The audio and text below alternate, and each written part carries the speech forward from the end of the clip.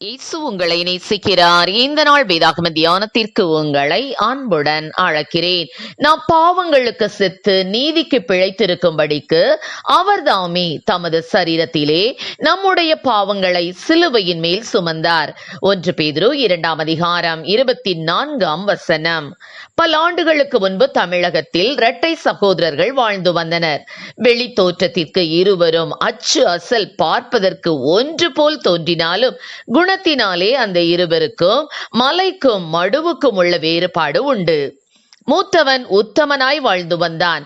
இளையவனோ பல பாதகங்கள் செய்து தீய செயல்கள் புரிந்து தூய வாழ்க்கையற்றும் தனது அண்ணனுக்கு தாங்க முடியாத தவிப்பையும் தொல்லையையும் தந்து வந்தான். ஒரு நாள் இளையவன் ஒரு சண்டையில் ஈடுபட்டு கொடும் கொலை செய்துவிட்டான். அங்கிருந்த மக்கள் கூச்சலிடவே அவன் மிகுந்த பீதி கொண்டு வீடு நோக்கி ஓடினான். அதை கண்ட ஒரு போலீஸும் சில பொதுமக்களும் அவனை துரத்தி சென்றனர். அவனோ அதிவேகமாய் வீட்டிற்கு ஓடி, அண்ணா, என்னை ஆதரியுங்கள், நான் ஒரு கொலை செய்து விட்டேன் என்று சொல்லி அவன் கால்களில் விழுந்து கதறினான். தன் தம்பியின் அவல நிலையை ஒரு கணத்தில் உணர்ந்த அண்ணன் தம்பியின் இரத்த கரை படிந்த துணிகளை கழற்றி தான் அணிந்து கொண்டு தன்னுடைய உடைகளை தம்பிக்கு தரித்து அவன் கையில் இருந்த கத்தியை தன் கையில் எடுத்து தெருவில் வந்து போலீசிடம் சரணடைந்தான். அங்கிருந்தோர் அவன்தான் கொலைபாதகன் என்று எண்ணி அவனை நைய புடைத்தனர். பின்னர் அவனை நீதிமன்றத்துக்கு அழைத்து சென்றனர். கொலை குற்றத்திற்காக தூக்கிலிடப்பட தீர்ப்பு அளிக்கப்பட்டான். அவன் மரிப்பதற்கு முன் தன் தம்பிக்கு, உனக்கு பதிலாய் நான் மரிக்கிறேன், இதை நினைத்தாவது உத்தமனாய் நடந்து கொள் என்று ஒரு கடிதம் எழுதி ரகசியமாய் அனுப்பி வைத்தான். இதை கண்ட தம்பி ஓவென்று கதறி அழுது மனம் திரும்பினான்.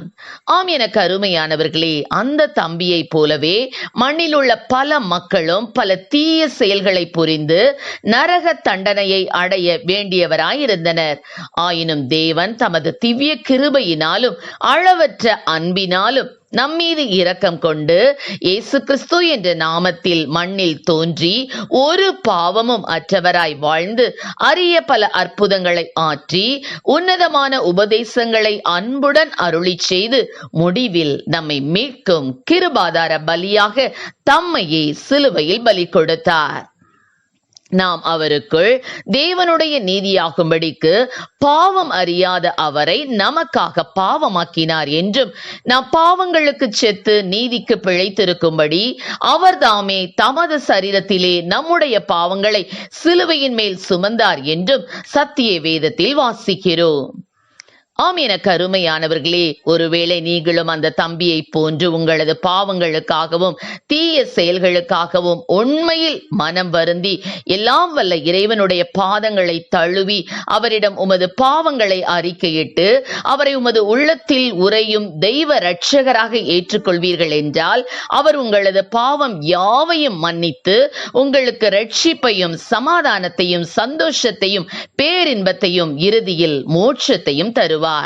கர்த்தராகிய இயேசு கிறிஸ்துவை விசுவாசியுங்கள், அப்பொழுது நீங்களும் உங்கள் வீட்டாரும் ரட்சிக்கப்படுவீர்கள். கர்த்தர் தாமே நம்மை ஆசீர்வதிப்பாராக. ஆமென். ஜெபம்.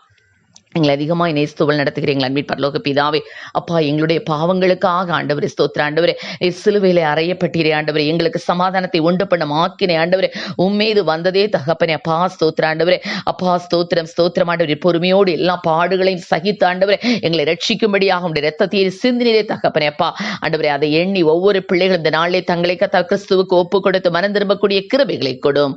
ஆசீர்வதியும். இயேசுவின் நாமத்திலே ஜெபிக்கிறோம் நல்ல பிதாவே. ஆமென்.